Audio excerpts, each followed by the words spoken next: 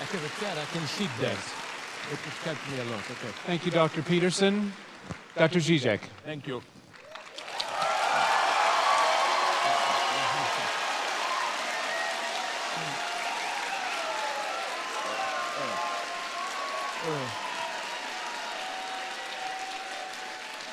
Okay.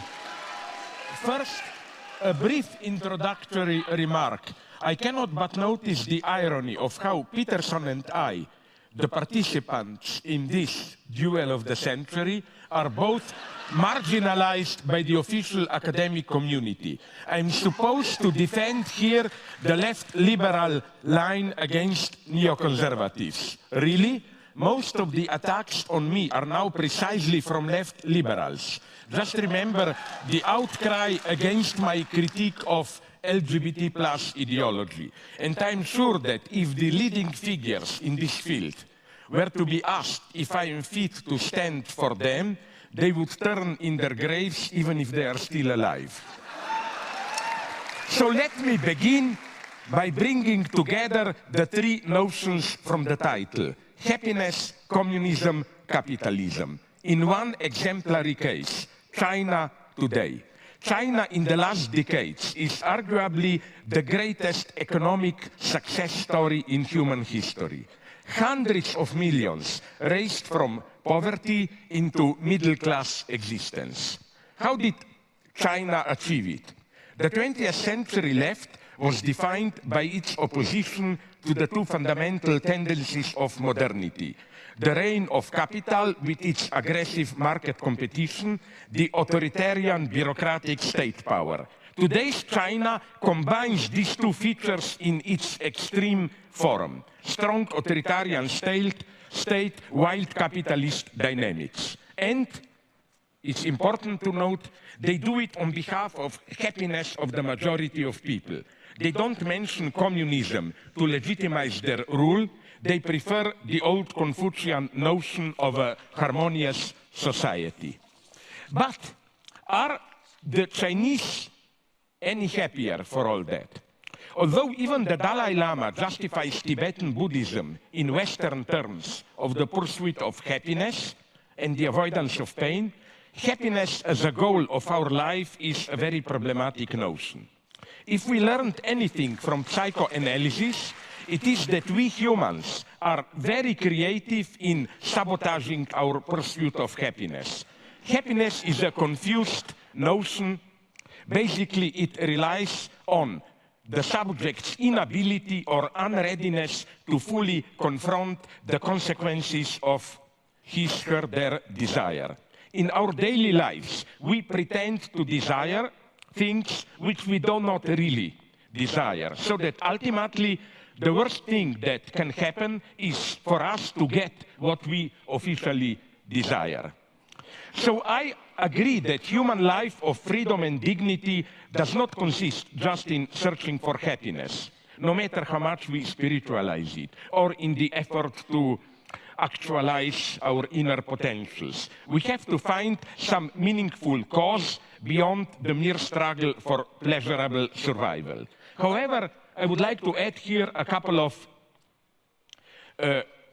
qualifications. First, since we live in a modern era, we cannot simply refer to an unquestionable authority to confer a mission or task on us. Modernity means that, yes, we should carry the burden. But the main burden is freedom itself. We are responsible for our burdens. Not only are we not allowed cheap excuses for not doing our duty, duty itself should not serve as an excuse. We are never just instruments of some higher cause. Once traditional authority loses its substantial power, it is not possible to return to it. All such returns are today a postmodern fake. Does Donald Trump stand for traditional values? No, his conservatism is a postmodern performance, a gigantic ego trip.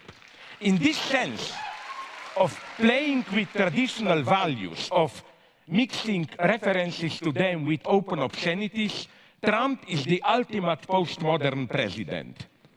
If we compare Trump with Bernie Sanders, Trump is a postmodern politician at its purest, while Sanders is rather an old-fashioned moralist.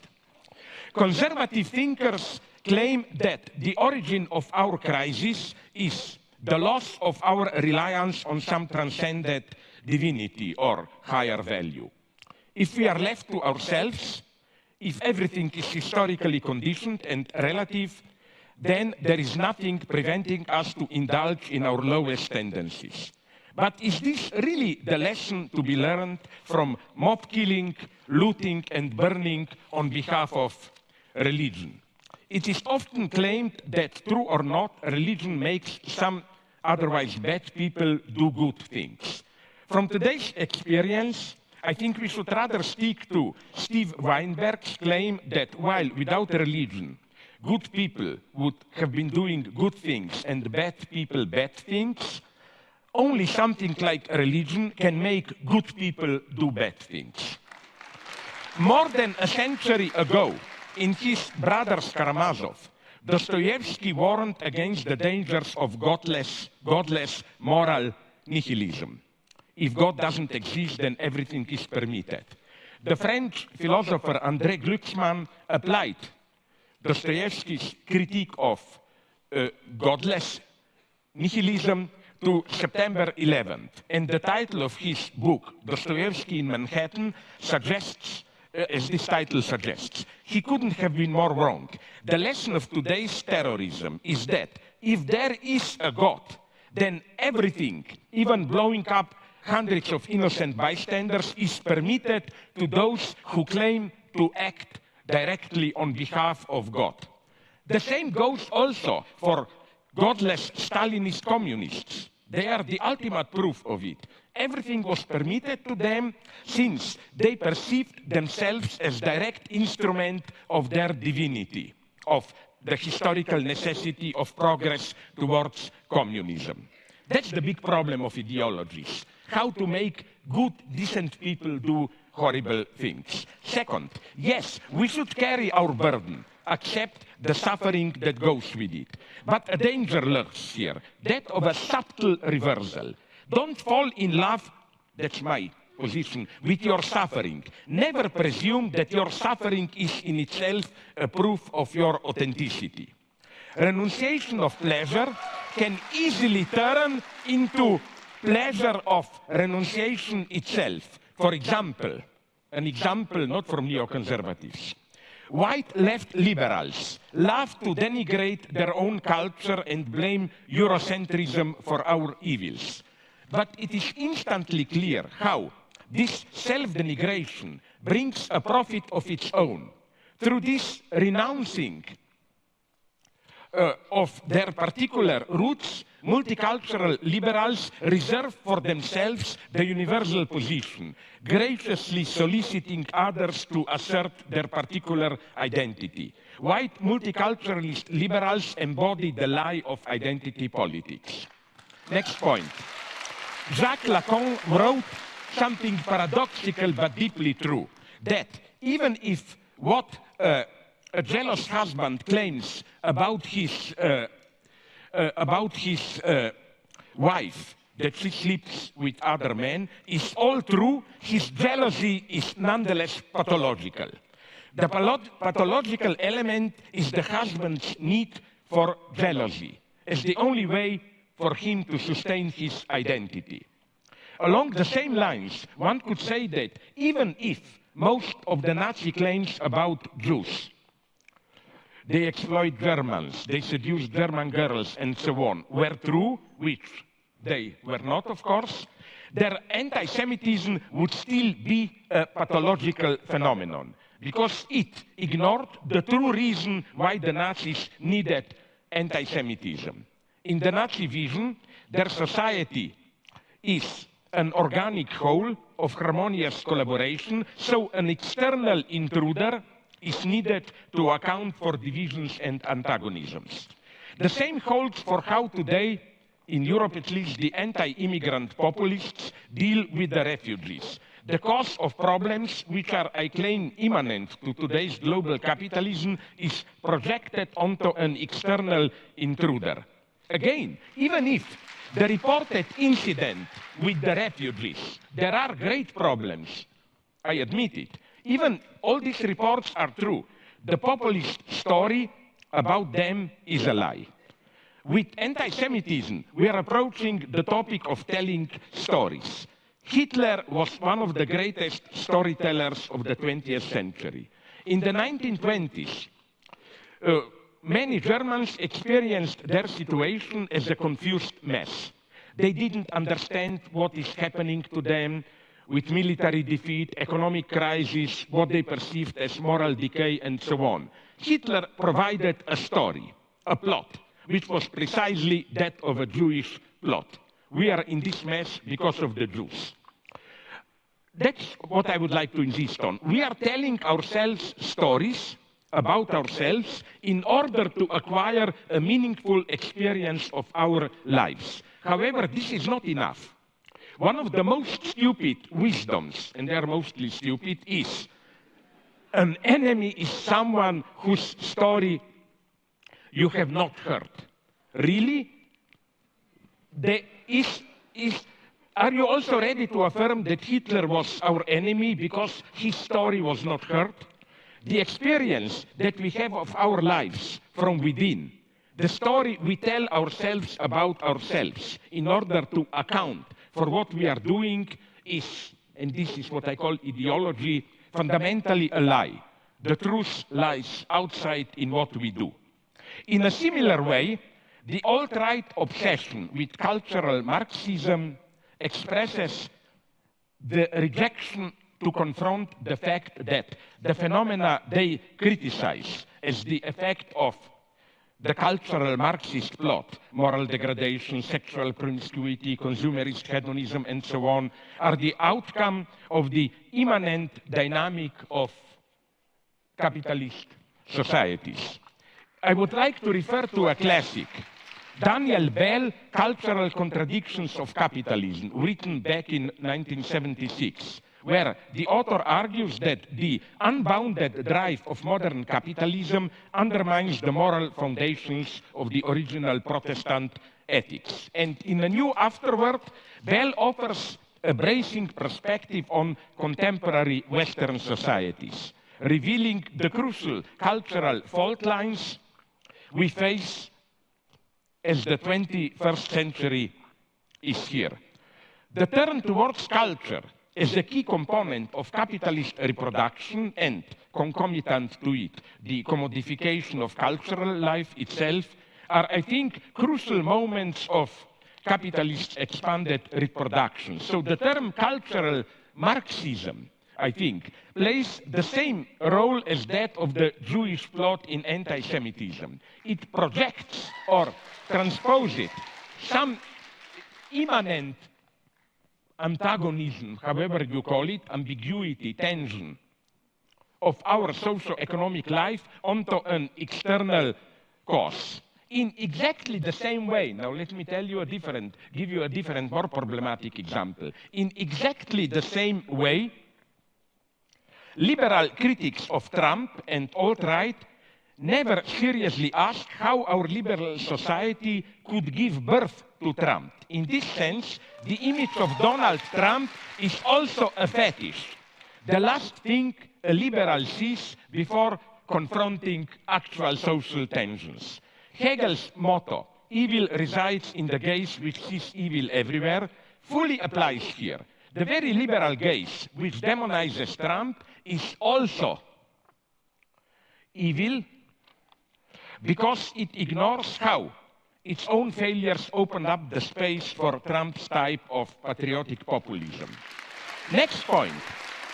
One should stop blaming hedonist egotism for our woes. The true opposite of egotist self-love is not altruism, a concern for the common good, but envy, resentment, which makes me act against my own interests. This is why, as many perspicuous philosophers clearly saw, evil is profoundly spiritual, in some sense more spiritual than goodness. This is why egalitarianism itself should never be accepted at its face value. It can well secretly invert the standard renunciation accomplished to benefit others. Egalitarianism often de facto means I am ready to renounce something so that others will also not have it. This is, I think, now comes the problematic part for some of you, maybe the problem with political correctness. What appears as its excesses, its regulatory zeal, is, I think, an impotent reaction that masks the reality of a defeat. My hero is here a black lady, Tarana Burke, who created the Me Too campaign more than a decade ago. She observed in a recent critical note that in the years since the movement began, it deployed an unwavering obsession with the perpetrators. Me Too is all too often a genuine protest filtered through resentment. Should we then drop egalitarianism? No.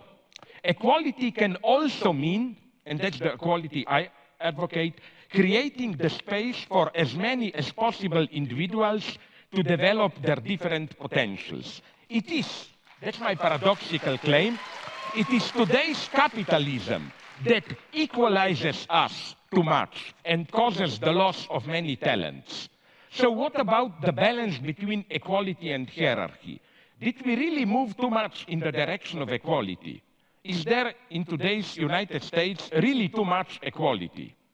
I think a simple overview of the situation points in the opposite direction. Far from pushing us too far, the left is gradually losing its ground already for decades. Its trademarks, universal healthcare, free education, and so on, are continuously diminished. Look at Bernie Sanders, and I don't idealize him, program.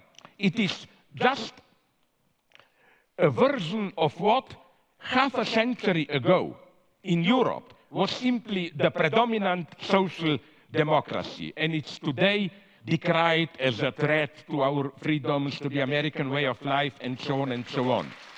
I see no threat to free creativity in this program. On the contrary, I see healthcare and education and so on as enabling me to focus my life on more important creative issues. I see equality, this basic equality of chances, as a space for creating differences, and yes, why not, even different, more appropriate hierarchies. Furthermore, I find it very hard to ground today's inequalities, as they are documented, for example, by Piketty in his book, on to ground today's inequalities in different competencies. Competencies for what? In totalitarian states, competencies are determined politically. But market success is also not innocent and neutral as a regulator of the social recognition of competencies. Let me now briefly deal with in a friendly way, I claim, with what became known, sorry for the irony, as the lobster topic. I'm far from a simple social constructionism here. I deeply appreciate evolutionary thought. Of course, we are also natural beings, and our DNA, as we all know, overlaps, I may be wrong, around 98% with that of some monkeys. This means something, but nature, I think we should never forget this, is not a stable hierarchical system, but full of improvisations. It develops like French cuisine. A French guy gave me this idea that the origin of many famous French dishes or drinks is that when they wanted to produce a standard piece of food or drink, something went wrong, but then they realized that this failure can be resold as success. They were making cheese in the usual way, but the cheese got rotten and infected, smelling bad, and they said, oh my God, look, we have our own original French cheese. Or they were making wine in the usual way. Then something went wrong with fermentations, and so they began to produce champagne, and so on and so on. I'm not making just a joke here, because I think that it is exactly like this that, and that's the lesson of psychoanalysis, that our sexuality works. Sexual instincts are, of course, biologically determined. But look what we humans made out of them.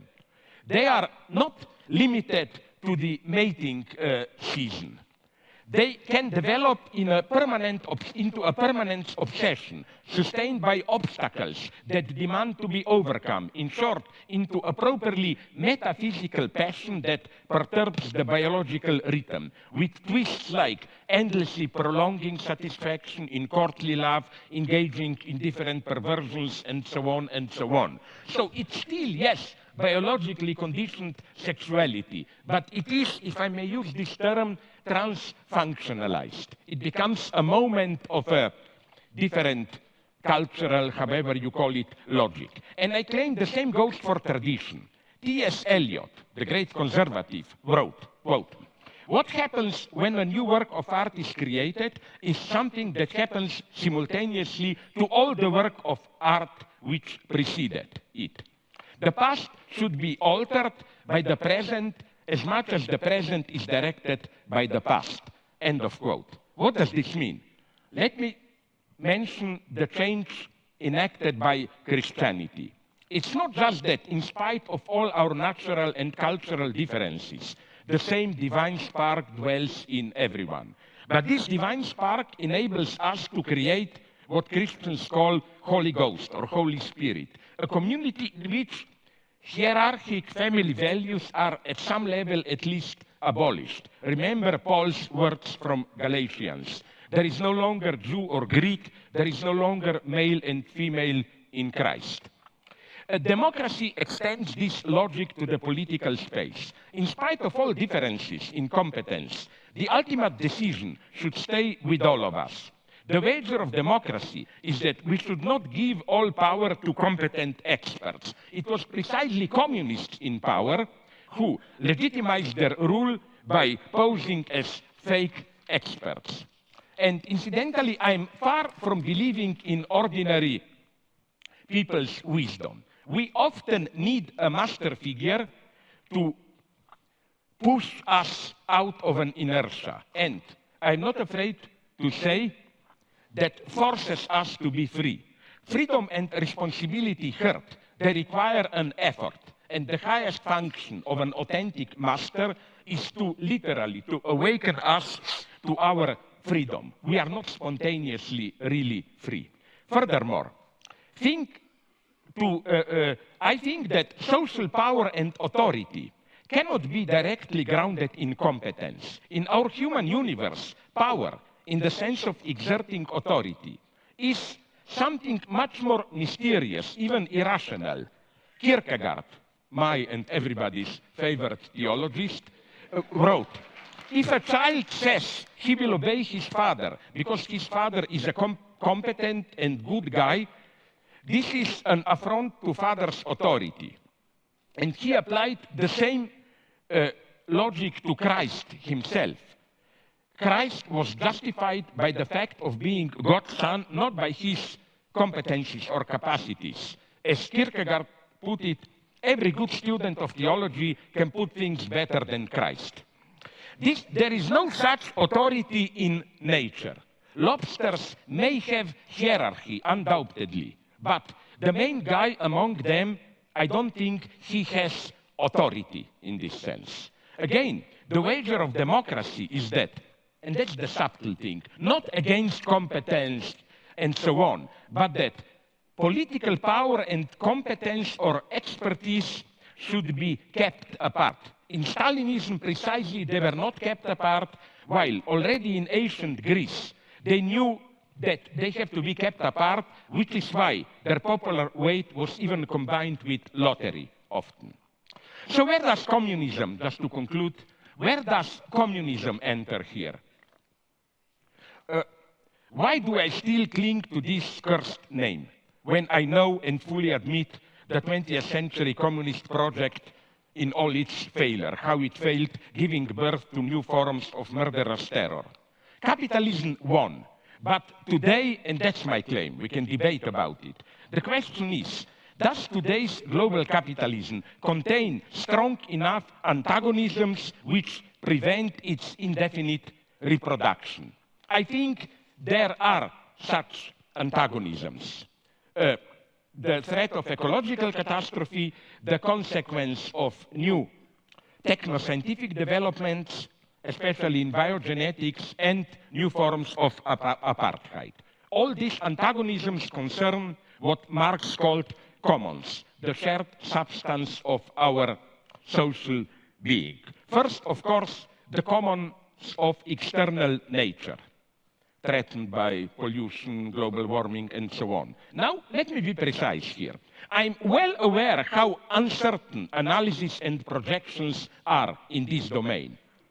It will be certain only when it will be too late. And I am well aware of the temptation to engage in precipitous extrapolations. When I was younger, to give you a critical example, there was in Germany an obsession with Waldsterben, the dying of forests, with predictions that in a couple of decades, Europe will be without forests. But according to recent estimates, there are now more forest areas in Europe than 100 years or 50 years ago.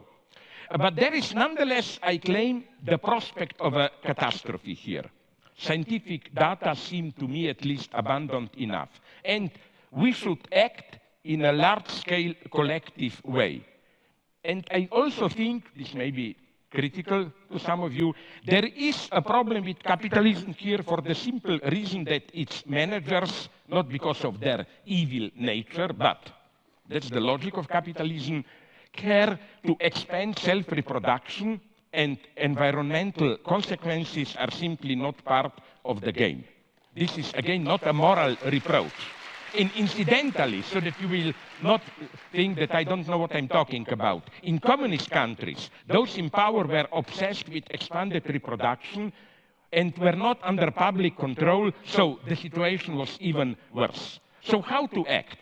First, by admitting we are in a deep mess. There is no simple democratic solution here.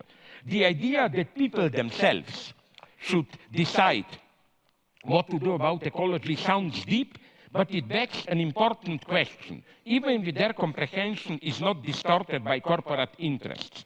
What qualifies them to pass a judgment in such a delicate matter? Plus, the radical measures advocated by some ecologists can themselves trigger new catastrophes. Let me mention just the idea which is floating around of solar radiation management. The continuous massive dispersal of aerosols into our atmosphere to reflect and absorb sunlight and thus cool the planet. Can we even imagine how the fragile balance of our Earth functions and in what unpredictable ways geoengineering can disturb it? In such times of urgency, when we know we have to act but don't know how to act, thinking is needed. Maybe we should turn around a little bit. Marx's famous Thesis 11. In our new century, we should say that maybe in the last century, we tried all too fast to change the world. The time has come to step back and interpret it. The second threat, the commons of internal nature. With new biogenetic technologies, the creation of a new man, in the literal sense of changing human nature, becomes a realist prospect.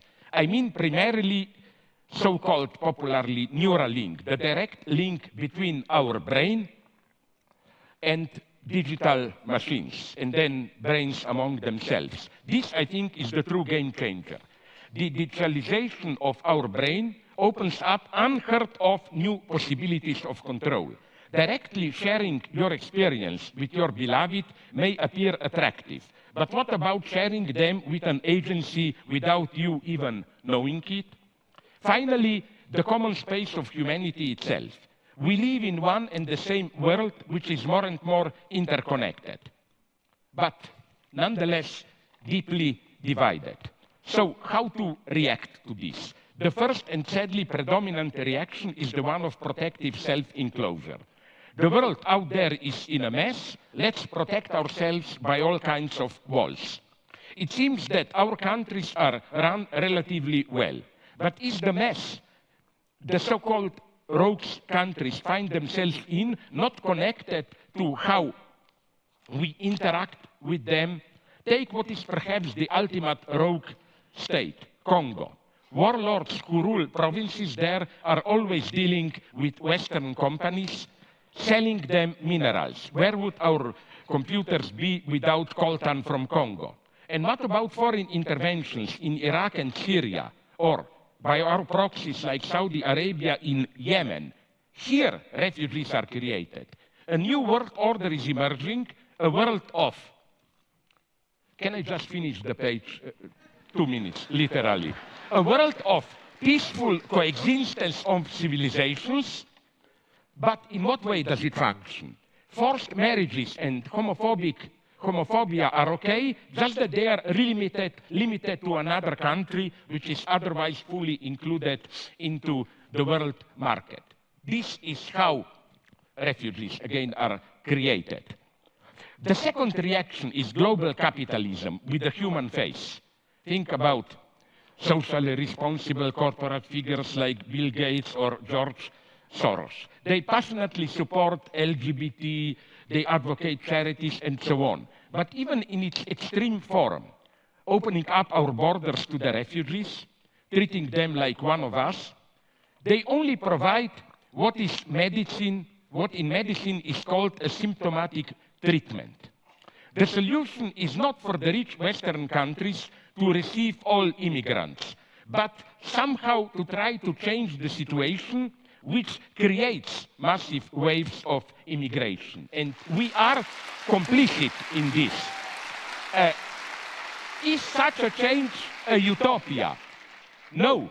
The true utopia is that we can survive without such a change. So here I think, I know it's provocative to call this a plea for communism. I do it a little bit to provoke things. But what is needed is nonetheless in all these spheres, I claim, ecology, digital control, unity of the world, capitalist market, which does great things, I admit it, has to be somehow limited, regulated, and so on. Before you say it's a utopia, I will tell you, but just think about in what way global market already functions today. I always thought that neoliberalism is a fake term. If you look closely, you will see that state plays today more important role than ever precisely in the richest capitalist economies. So, you know, the market is already limited, but not in the right way, to put it naively. So, a pessimist conclusion. What will happen? In spite of protests here and there, we will probably continue to slide towards some kind of apocalypse, awaiting large catastrophes to awaken us. So I don't accept any cheap optimism. When somebody tries to convince me that, in spite of all the problems, there is a light at the end of the tunnel, my instant reply is yes, and it's probably another train coming towards us. Thank you very much.